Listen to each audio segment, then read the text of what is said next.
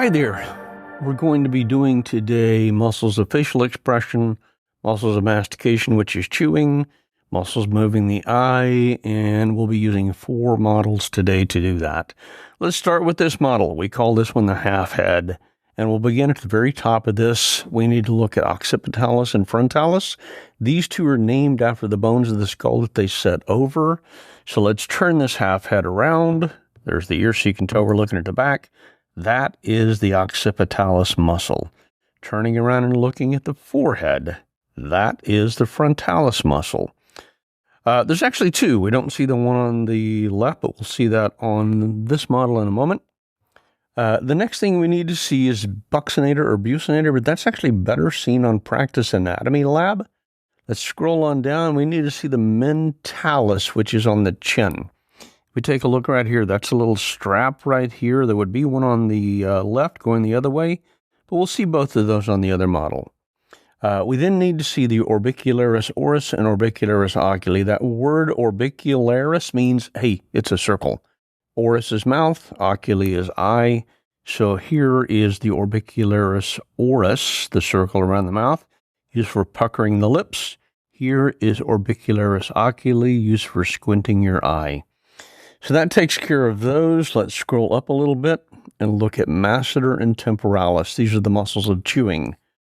The masseter is here on the back angle of the jaw. I'm not as pleased with this one as I would like. We'll see it better on the other model, but that is the masseter. You can feel it yourself if you put your hand on the back angle of your jaw and kind of clench your teeth and then clench really hard.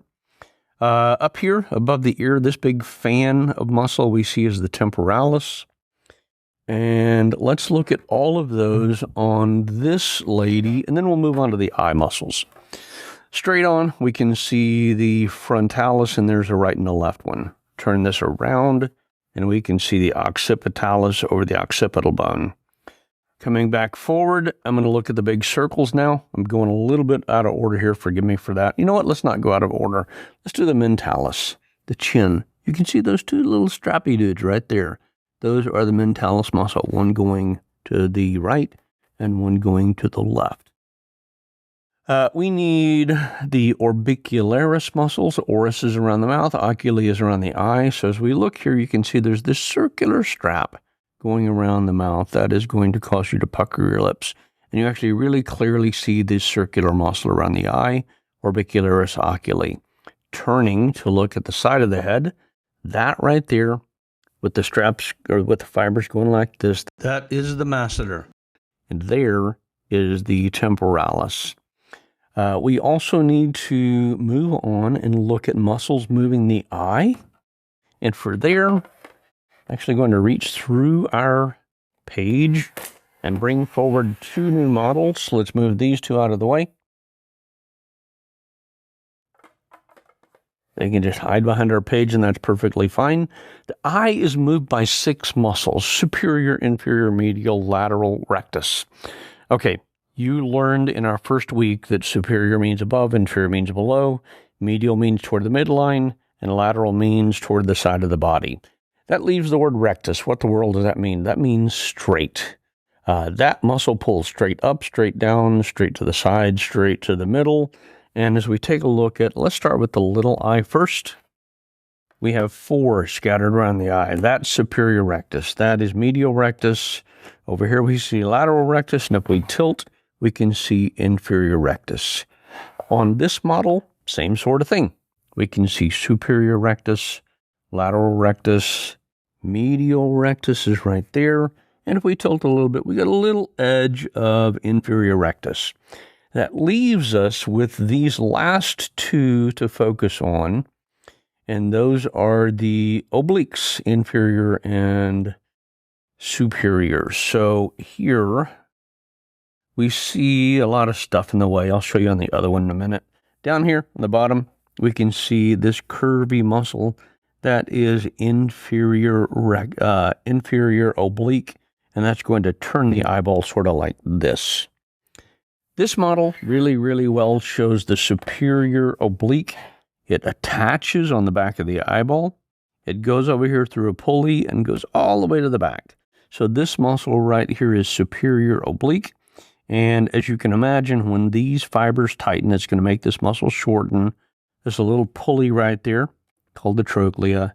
You don't need to know that. And that comes over and attaches on the back. So that's going to rotate the eyeball that way.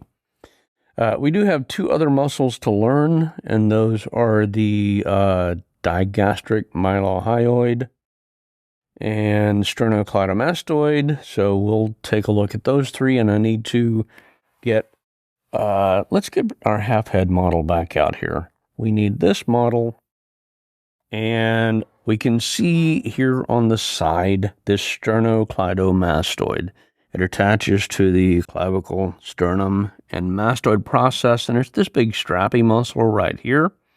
So that is sternocleidomastoid. We also need the digastric and the mylohyoid. If we look underneath here, basically the floor of the jaw is the mylohyoid, and this strap are the digastric. Now, I actually left a model out that I can show you these on really, really well. Digastric and mylohyoid. So we're going to turn this and look underneath the chin. Here underneath the chin, kind of the floor of the mouth, is the mylohyoid. But the best thing to see on this model is this coming through here and coming up here. That is the digastric, and the word digastric literally means two bellies. This muscle has two bellies. There's the interior belly and there's the posterior belly. All of that, even though it looks like two separate things, is one muscle. That is the digastric. So hope that helps. These are the muscles you need to learn for day 1. And those right here were the models you needed to do that with. We have half head, big half head, little lady, and 2 eyeballs. Now, to make up for the one muscle that I suggested you come into PAL for, we are here in PAL in the study area and mastering. I have opened muscles, I've opened the 3D model, and I'm on the head and neck tab. I'm going to take this into chapters, which I've always suggested you do, and we're going to go down to chapter 3, head and neck, deep muscles, anterior view. And here we can see on the side of the face, that right buccinator muscle. I'm going to tap the item menu on that. We'll get a pronunciation from here. Right buccinator. And I'm going to pick fade and everything else. So we'll get a nice look at the extent of that muscle. It actually is the muscle. If you take your tongue right now and touch the inside of your cheek and kind of poke the side of your cheek out, you can feel that. It's also the muscle that if you make that weird fish face expression where you kind of suck your cheeks in, that's the muscle that's helping do most of that. So I think that completes the list of the muscles we needed to find in this video. Thanks.